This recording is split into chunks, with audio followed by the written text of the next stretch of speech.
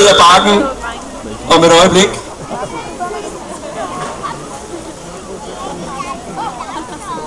Og vi skal lige huske at trække en lille smule ind fra halmballerne på vejen ned. Vi har set nogen, der er kommet lidt ud af kurs.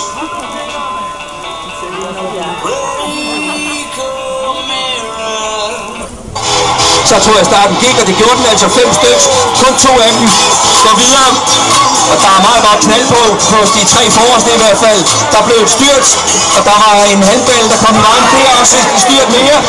Og så går det ellers over stok og sten det sidste stykke hernede af. Det er vores go-kart-kører, som er i spidsen og laver det en lille smule overlegen til sidst. Og der kommer de 2 første ind.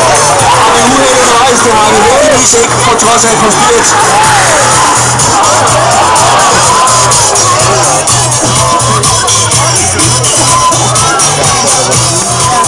Så Morten er altså videre.